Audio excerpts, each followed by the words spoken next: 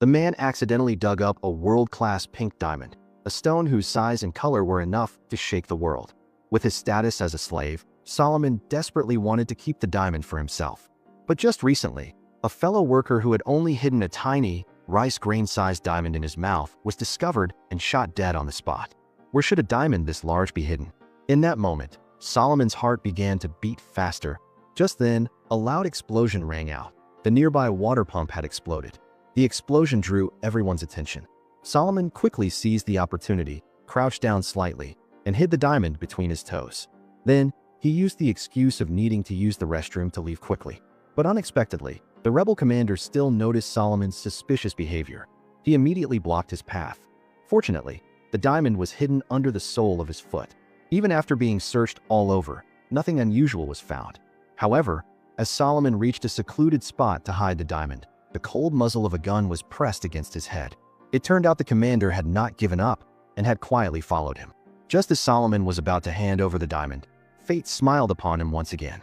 Government forces launched a surprise attack, and a bomb landed right next to the two of them. The rebel commander was severely injured on the spot, while Solomon seized the opportunity to run.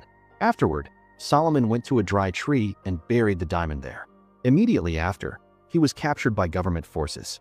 But upon arriving at the prison, Solomon came face to face with that same rebel commander.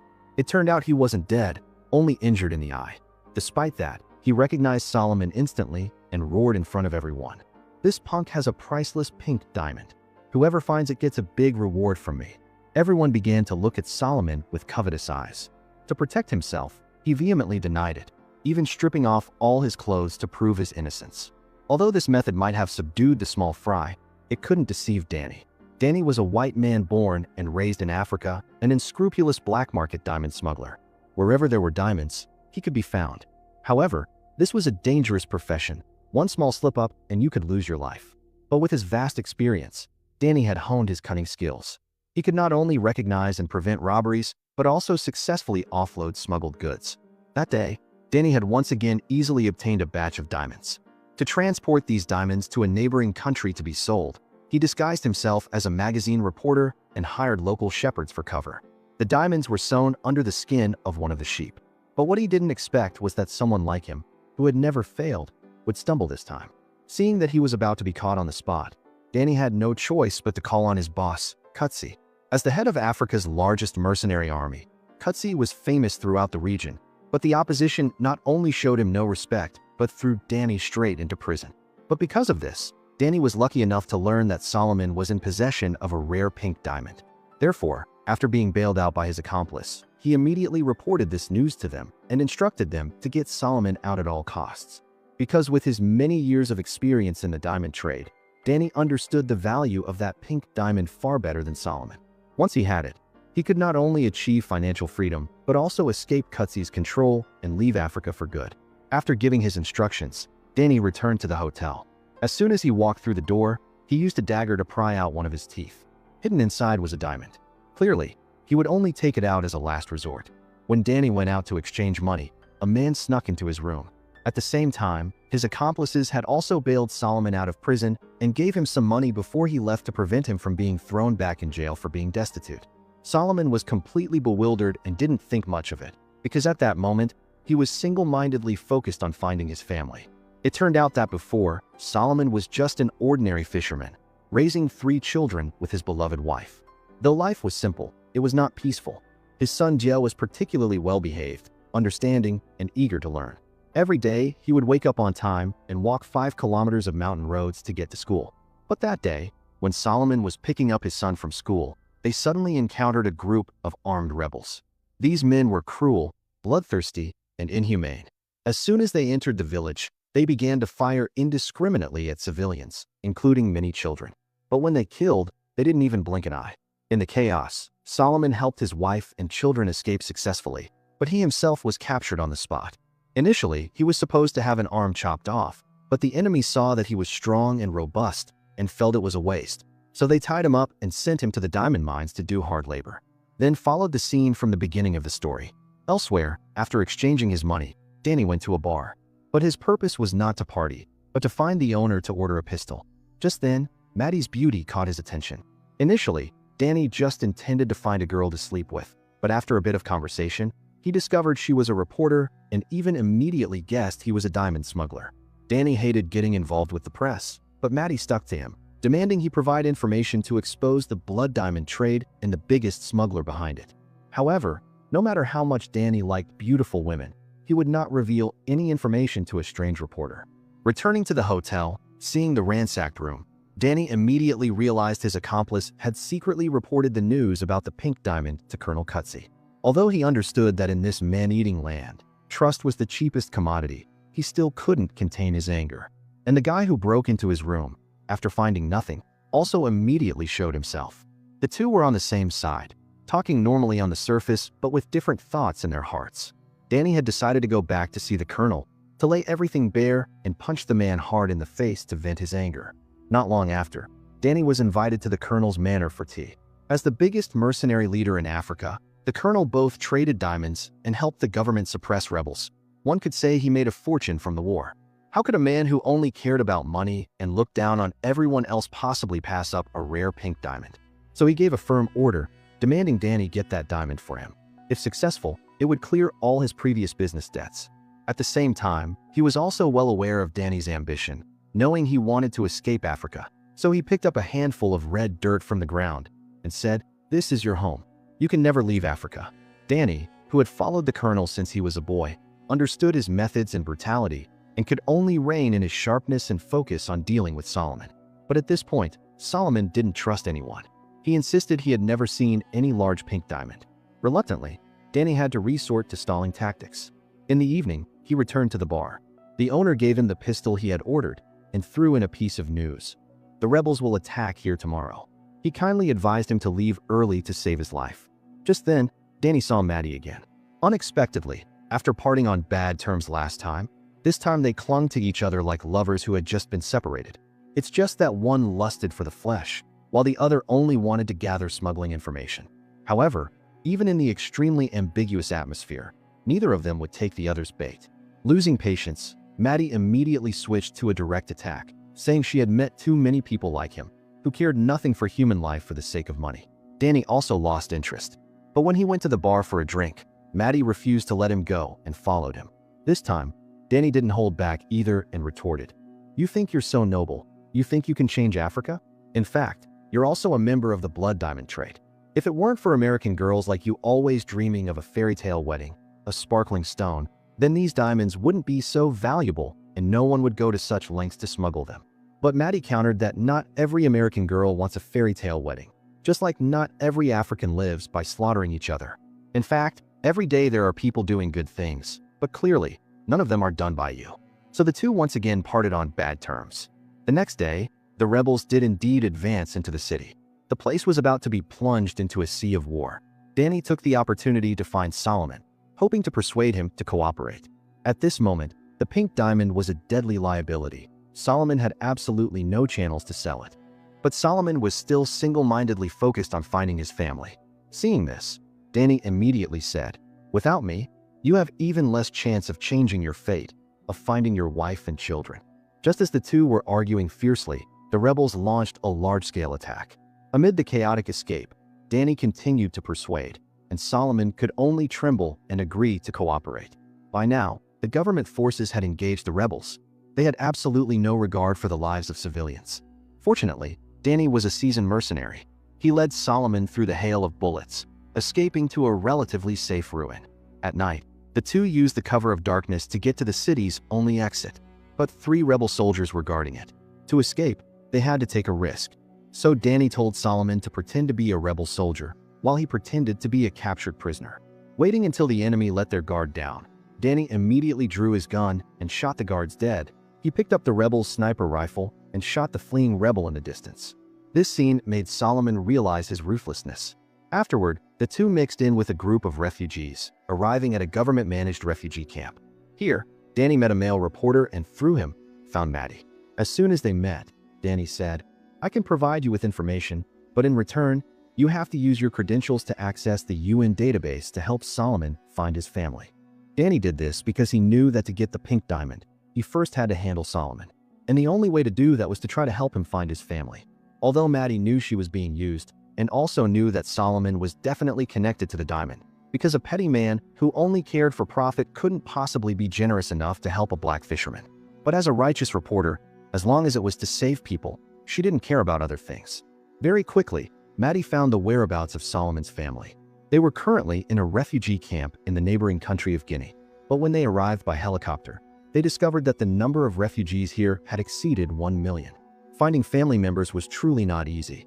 Fortunately, God still had mercy on this pitiful man.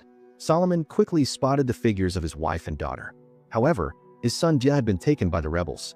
This completely devastated Solomon, because he had witnessed with his own eyes the cruelty of children trained as soldiers and knew the rebels would surely turn Dia into one of them. And his prediction indeed came true. At this time, Dia had been trained by the one-eyed commander into a killing machine. When slaughtering villagers, the boy showed no emotion and always rushed to the front. To make matters worse, because the government feared refugees would join the rebels, they announced that Solomon's wife and children would only be released back home after the war ended. Empty-handed, Solomon was like a soulless man. Every day, he mechanically mumbled his son's name. As for Danny, he clearly only cared about the diamond. After learning where Solomon had buried the pink diamond, he focused all his energy on how to dig it up. But the terrain there was complex, with many factions vying for control. The only chance was to infiltrate Maddie's team. But at this moment, Maddie was very troubled.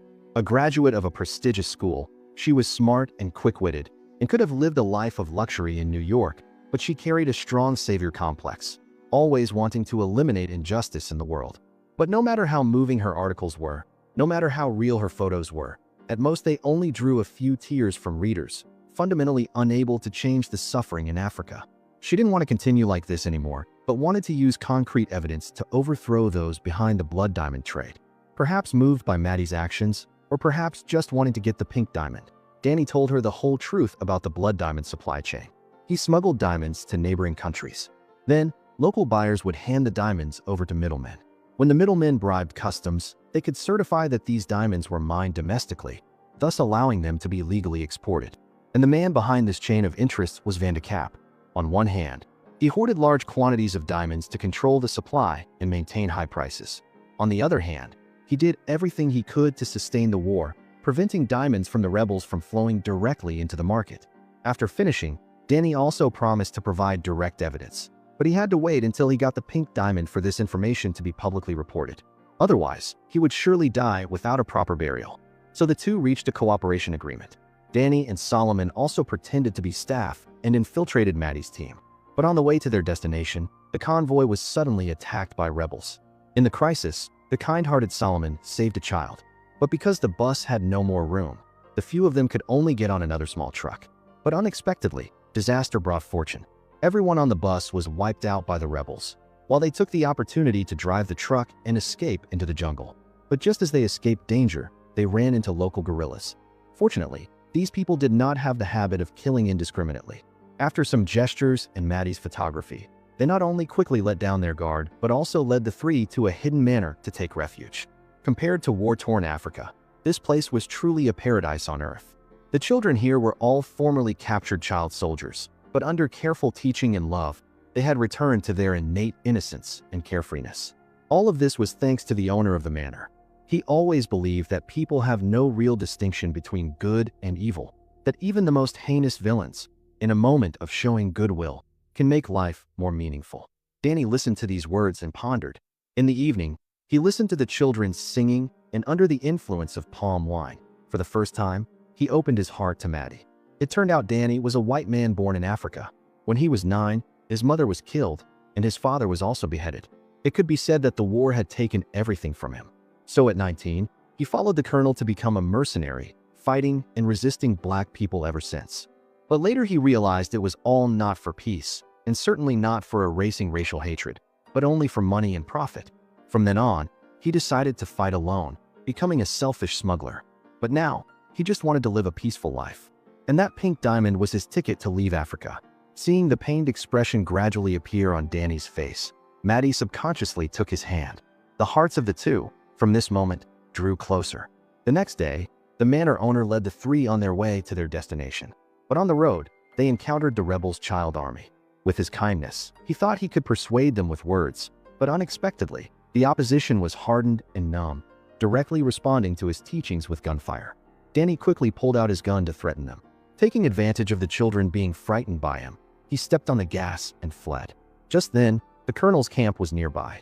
To save the severely injured manor owner, Danny had no choice but to divert to the camp first. The good news was the manor owner still had a chance of survival, and Maddie could also retreat with the refugees. But the bad news was that at this time, the colonel was preparing to personally lead his troops to Kono, where they were headed, and demanded Danny go with him to find the pink diamond. But Danny knew well that once he followed the large army, he probably wouldn't even get a speck of diamond dust in the end. So after leaving the tent, he immediately asked Maddie for help to lure the guards near the armory away so he could sneak in to steal weapons and take Solomon himself. After hearing this, Maddie immediately understood Danny's intention and also knew that this trip of his was surely more dangerous than not, but she could only nod in agreement through her tears.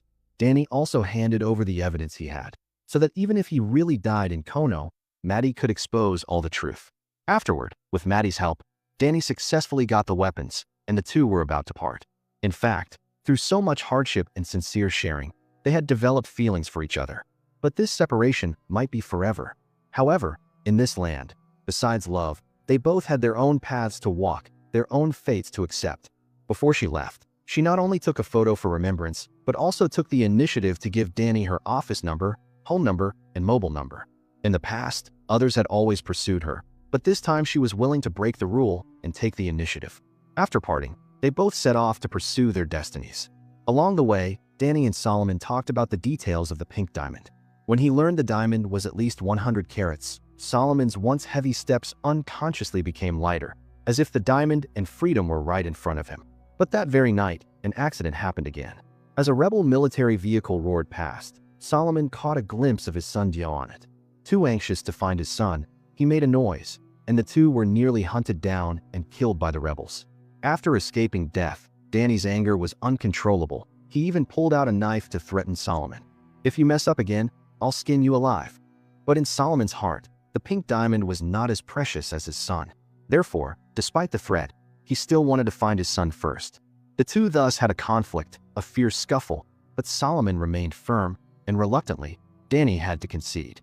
In the evening, the two fumbled their way to the rebel camp, but couldn't find any sign of Diameter. The two had to continue on their way. Before, on the road, the two often talked about diamonds, but now they began to talk about each other's lives and gradually truly opened up to each other. Danny even said he would definitely rescue Diameter. After walking for another day and night on small paths, the two finally reached the mine where the pink diamond was buried. But the place was heavily guarded, completely inaccessible. Left with no choice, Danny had to take a dangerous gamble, sending the specific coordinates to the colonel, requesting he use heavy firepower to clear a path.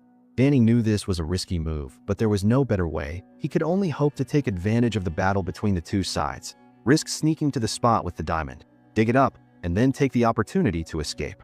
But Solomon, after hearing this, felt something was wrong, because he was sure his son was inside, and once the firing started, he could very well lose his life. So in the evening, while Danny was fast asleep, he secretly infiltrated the enemy area and found his son. Who would have thought his son not only didn't recognize him, but also saw him as a traitor and captured him? Just then, Danny, discovering Solomon was missing, also followed him. But facing this situation, he could only wait for an opportunity. Early the next morning, the injured rebel commander appeared. Seeing Solomon, he was overjoyed and used an axe to threaten him to hand over the pink diamond. The reason the commander coveted this diamond so much was that he, like Danny, wanted to use the money to escape this hell on earth. Faced with the threat, Solomon was about to surrender, while Danny, hiding in the shadows, was as anxious as if on fire, afraid the pink diamond would be snatched away one step ahead of him. Just then, the colonel's helicopter appeared in time. Under the hail of bullets and bombs, the rebels immediately fell apart. Although the situation was chaotic, Danny's mind was very clear. He knew he had to focus on protecting Dia, as that was the only way to get Solomon to reveal where the pink diamond was hidden. So, despite the danger to his life, he saved Diameter. And Solomon, on the other side, finally found a chance for revenge. He directly used an iron bar to smash the one-eyed commander's head. With absolute firepower advantage, the rebels were quickly completely wiped out. At this point, everyone's focus once again turned to Solomon. And Solomon also knew the location of the pink diamond was his life-saving card, so he kept his mouth shut. It wasn't until the colonel said that as long as Danny could make him talk, He would agree to a 60-40 split, otherwise both would have to die. That Danny pulled Dia out from the side. With his weak spot held against him again, Solomon had no choice but to compromise. Afterward, the group went to the burial spot. The place had already been dug up and ravaged by the rebels. Solomon had no choice but to force himself to continue digging. At this moment, both Danny and Solomon understood clearly that as soon as the diamond was retrieved, their lives would surely be in jeopardy. Danny suddenly asked for a cigarette from the person next to him, but was refused. Solomon also trusted Danny more, willing to risk it all with him to find a way out. So, he pretended to have found the diamond. Danny seized the opportunity and quickly killed a soldier. Solomon also took advantage of the chaos to attack the colonel next to him. Danny quickly hid in the forest, then suddenly turned back and finished off the colonel. Very soon after, Solomon also really dug up the diamond. But during the recent battle, Danny's abdomen had unfortunately been hit by a bullet. Unexpectedly, Gia blocked their path with a gun. It wasn't until Solomon used every emotional appeal that his son, whose conscience was not yet completely lost, regained his senses. However, just as the father-son reunion ended, the three were attacked and could only hastily flee. On the way, Danny demanded the diamond back and also contacted his accomplice in advance to send a plane to pick them up. But the landing point was the mountain peak ahead. They had to cross 10 kilometers of high mountain roads to get there. Hearing Danny's gasps for breath, Solomon advised him to stop and rest, but the enemy could catch up at any moment, so he could only try his best to race against time. However, after climbing only halfway up the slope, Danny had no strength left. Solomon decisively carried him and continued on. But not long after, Danny was completely exhausted. He knew he didn't have long to live, so he took out that pale pink stone. This was what he had traded his life for, but he no longer had the chance to spend it. Although he understood the principle that men die for wealth, with success right at his fingertips, he still felt a bit of regret. However, in the end, he still decided to hand this stone to Solomon. Not only that, he also gave Solomon Maddie's business card, telling him to call her for help when he got back to the capital. In addition, he gave Solomon a gun and specifically warned him not to trust his accomplice. Just then, the enemy caught up. To buy time for Solomon to escape, Danny single-handedly set up his gun and began to fight back. It wasn't until he saw Solomon and his son get far away that he stopped, letting out a sigh of relief. Then, he used a satellite phone to call Maddie, telling her to pick up Solomon and his son at all costs. Initially receiving the call, Maddie was very happy, but hearing the increasingly heavy breathing on the other end of the line, Maddie felt something was wrong, and her heart suddenly sank. At this moment, the accomplice's helicopter roared over Danny's head, but he no longer felt regret, only sighing. "The scenery here is beautiful. I wish you were here too." But luckily, he had told her the true story, so she could write her articles freely later. At this point, Maddie also understood the meaning in Danny's words. She cried and said, "I wish I could be with you." But Danny said it was okay. He was exactly where he was supposed to be. After hanging up, Danny grabbed a handful of blood-soaked dirt beside him, as if confirming the colonel's words. This was his fate. Though he had tried his best to escape, in the end, he was born and died in this place. In the brilliant sunset, Danny peacefully closed his eyes, becoming the most dazzling streak of white on this dark land. Not long after, Solomon, with Maddie's help, brought the pink diamond to London and, under Maddie's meticulous arrangement, reached a trade agreement with the top brass of the diamond monopoly. The condition was to help find his family. So Solomon's family was finally reunited, and the transaction scene was also fully recorded by Maddie. Afterward, Maddie, based on the evidence in her hands, exposed the dark secrets behind the Blood Dimond trade. Solomon also stood up as a witness, telling the whole world the bloody stories that had happened in Africa. Finally, in May 2003, 40 countries signed the Kimberley Process Certification Scheme. Any diamond legally mined from its source must be packed in a tamper-proof container and accompanied by a Kimberley certificate to be exported. Otherwise, diamonds of unknown origin are all banned. Diamonds are originally just ordinary transparent stones, but because of human greed and the pursuit of material things, they have become symbols of purity, nobility, and even wealth and power. And in order to obtain more profit, the evil in human nature is constantly exposed, leading to exploitation and bloodshed. Although international agreements can slow or even end the illegal diamond trade, there is no way to reduce human greed. Advising people to stop buying a certain sinful commodity also cannot reduce it, because the venomous snake named ambition still lurks in the human heart. The satisfaction that cannot be obtained from diamonds will surely be vented through other channels. either other luxury goods or other immoral behaviors. Therefore, we do not need to boycott a material thing that has no right or wrong, but rather to clearly recognize the relationship between ourselves and the world, to reconcile another relationship, to reconcile our own desires, to reconcile our own hypocrisy, and to reconcile our own conscience. Because the thing that is bloody has never been the diamond, but human greed and ever-expanding desires. Today's story ends here. Thank you for watching. What do you guys think of this film? Please leave a comment down below.